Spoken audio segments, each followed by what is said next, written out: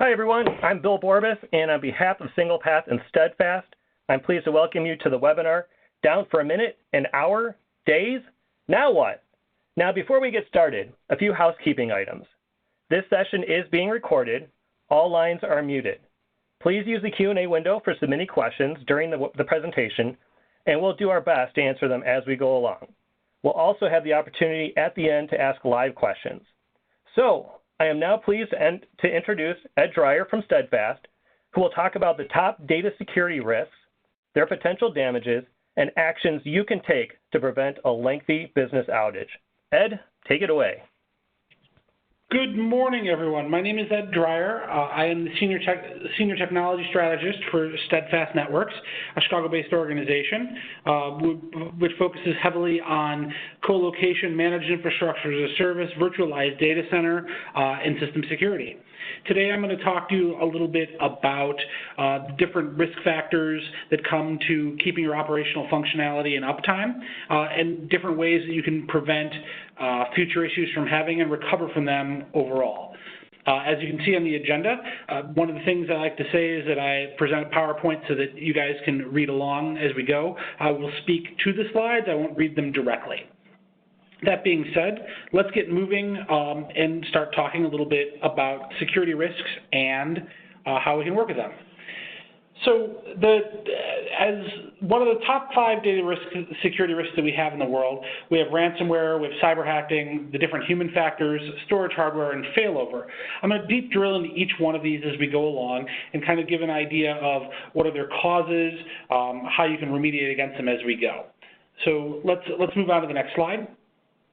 The first one is ransomware. This is something that's become very popular in the news and amongst technology and IT circles. Some of the more recent models are WannaCry and the NotPetya worms, but all in all, modern ransomware has been around really actively for the past 7 or 8 years. And mainly, the ransomware seeks to install itself on machines or servers, encrypt the data, and then essentially a foreign agent of some type, way, shape, or form will reach out to you and threaten to keep your data encrypted unless you pay them, typically in some anonymous form of cryptocurrency like Bitcoin.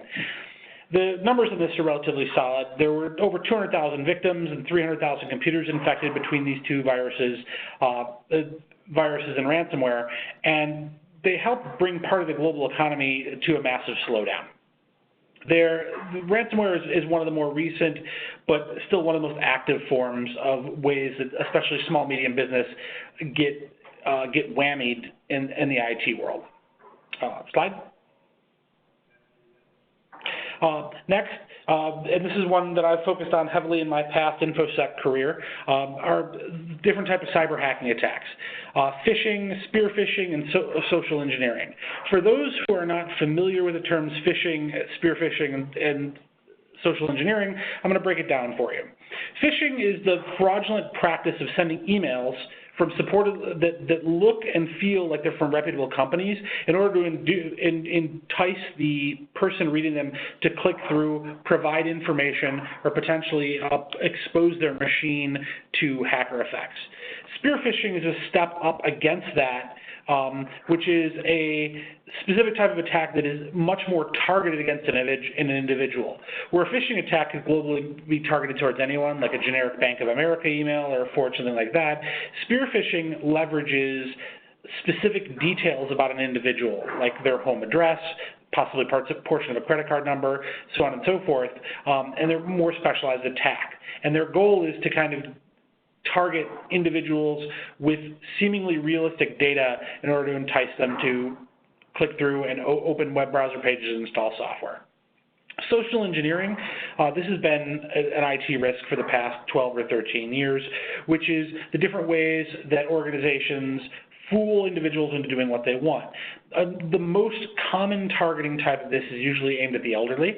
And it's an attack based off of, the tried and true method of calling, pretending that you're someone like the IRS or some other agency, and trying to entice a human to give passwords, transfer money, so on and so forth. This is one of the more active types of human engineering comes along, and one of the strongest vectors. Slide. Human factor. The human factor in this particular case is a little bit different than social engineering.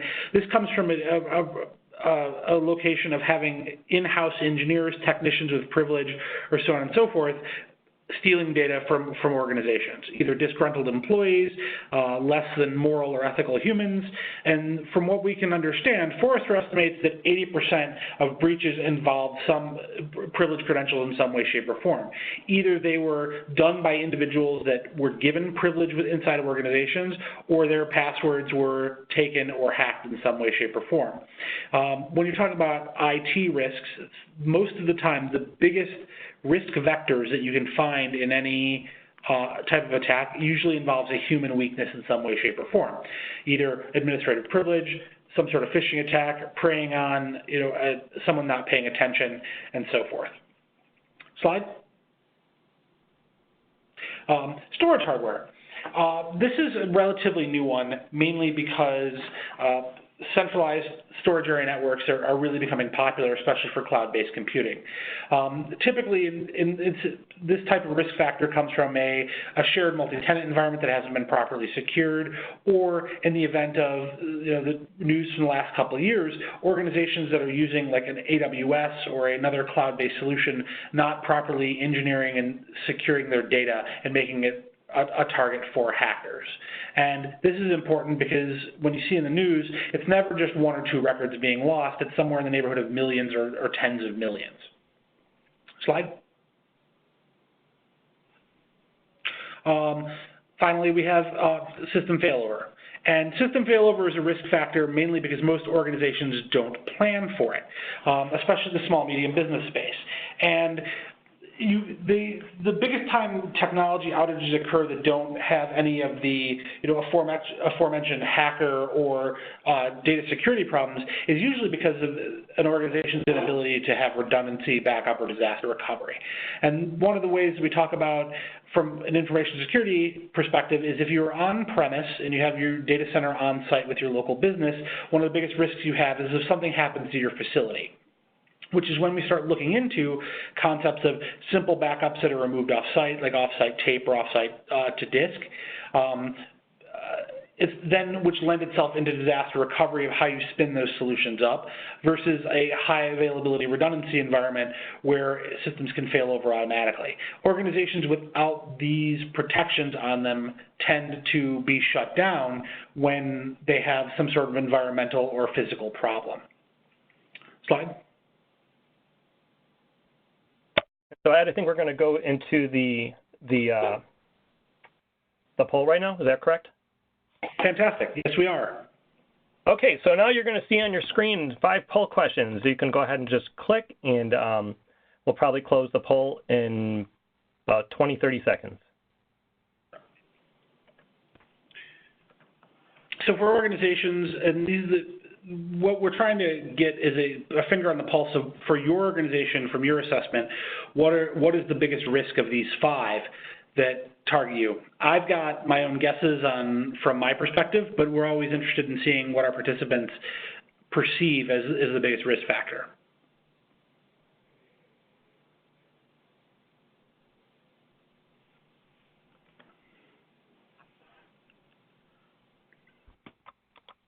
Okay, and I'll go ahead.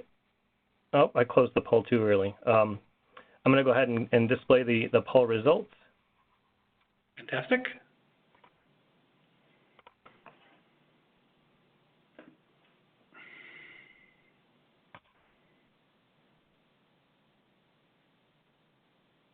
Looks like the majority of those who responded are concerned about human factors and ransomware.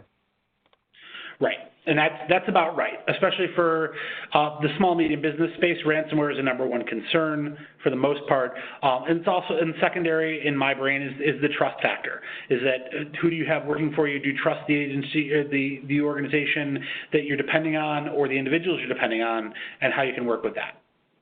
So now that we've talked about the different risk factors, let's talk about what the results of actually being hit by one of these type of problems are. So organizations say that downtime costs over $100,000, which Depends on the size of your organization, depends on your business, but we wanted to give some big ideas about what downtime costs in the technology-dependent area. When you talk about a single airline, every minute costs delays are $65 per minute. Data centers, which host massive numbers of computers, everything like that, can lose $10,000 a minute. Or in the case of for organizations that have a factory floor, the shutting down of their factory floor also costs a huge amount of money as well, because most agencies work on some sort of scale and is highly dependent on technology, even if you don't see it. This is important. This is a hard loss cost that we deal with on every day. And organizations use these numbers explicitly to kind of define what is the value of their investment in mitigating this problem. Slide.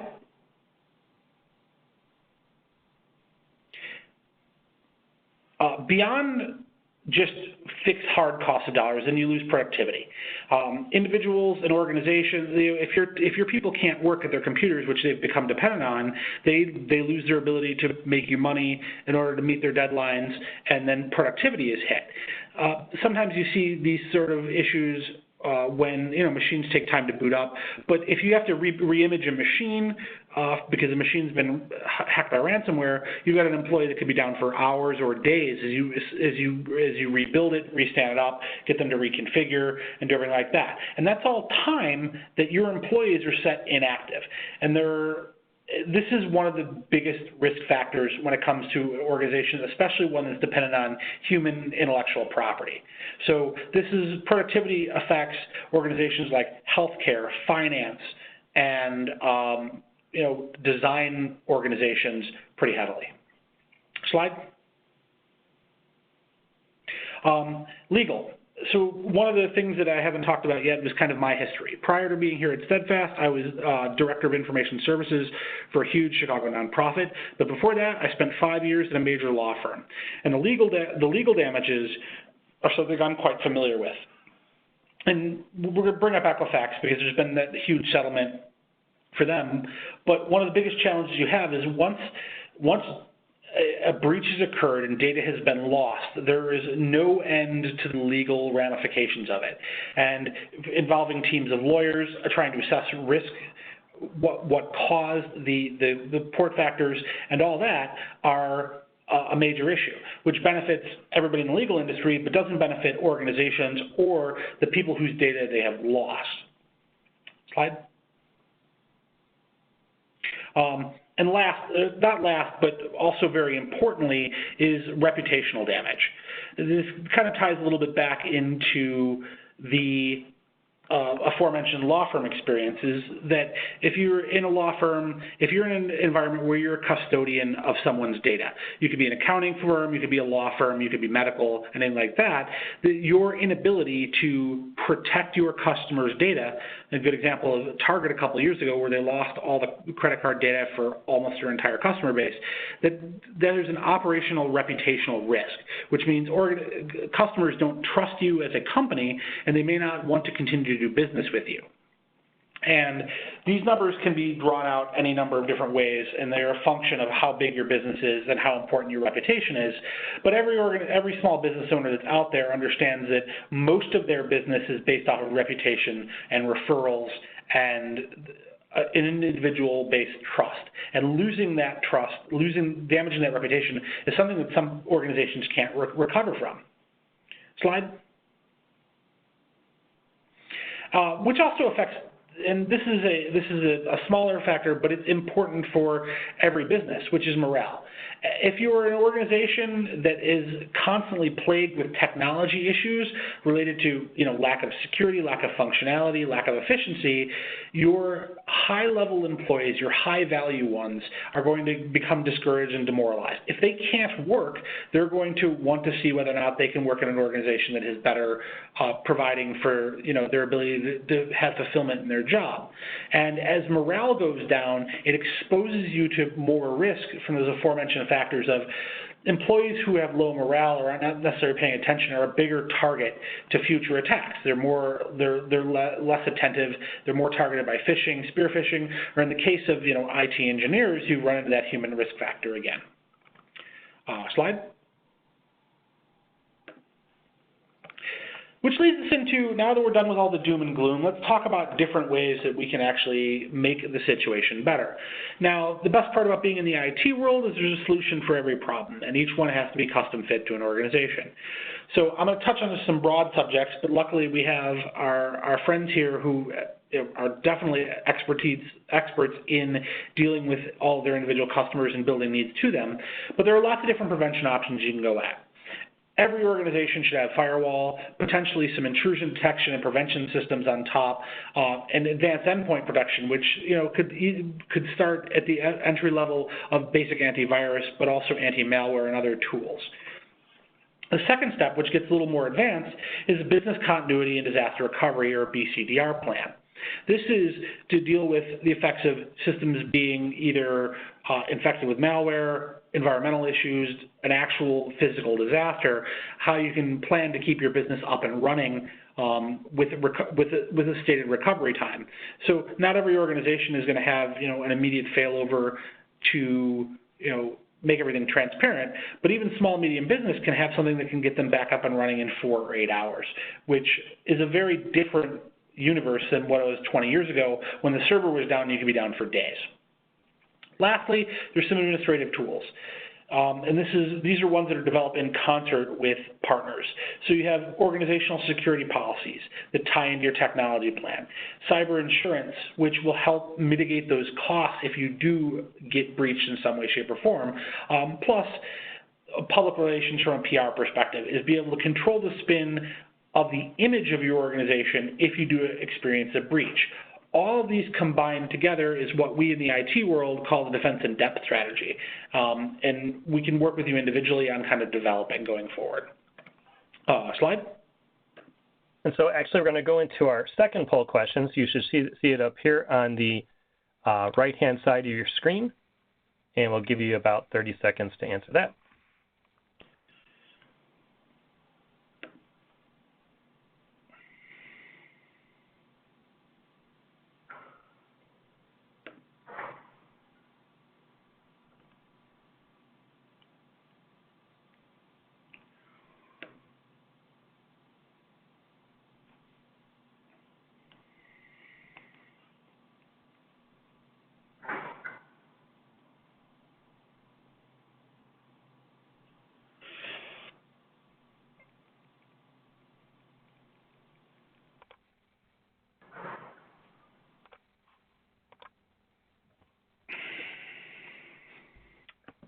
It looks like on this one, backup and disaster recovery has the highest responses. Fantastic. Which the thing that tells us is that organizations, when I first started in this industry, which was 23 years ago, the concept of backup was almost non-existent except for large organizations. So the technological IQ of business operators is growing, and they grasp the concept and concerns about keeping their business operational, even in the worst of situations. Everyone has some sort of, plan for a flood or a power outage or some other sort of natural disaster and ability to work. But now we're starting to see, and this is a very positive thing, is that organizations understand their dependence on technology, and they want to continue to expand and make good value investments in keeping their ability to run a business, especially when in regard to their technology on the table. That being said, I spoke a little bit fast, about 2 minutes ahead of schedule from where I'd like to be. Why don't we open up to questions and see if anyone's got any Q&A they'd like to ask questions about. So at this point, there is the Q&A window, so you can type questions on the right-hand side. You also should have the ability to raise your hand, and I can unmute your line.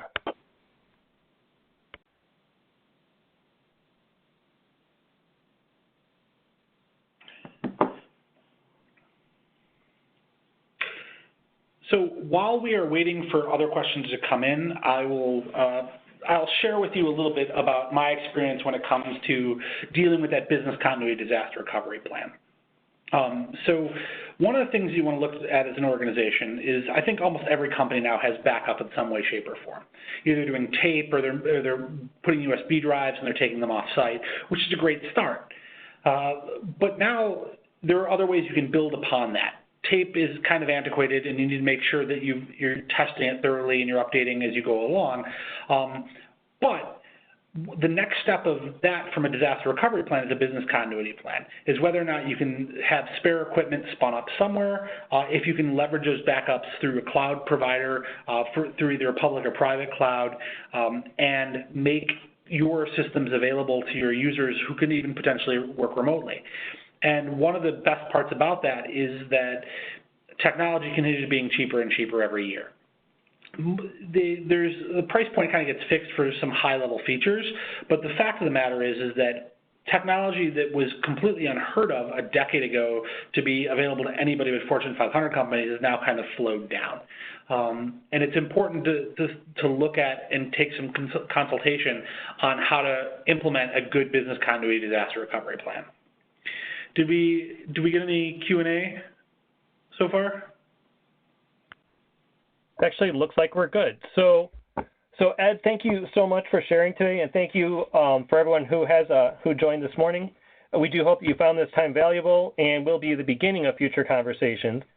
We do ask you please reach out to your single path account manager with any additional questions after this call and let us know how we can help. And at this point, we'll conclude, and I hope everyone has a great day. Thank you.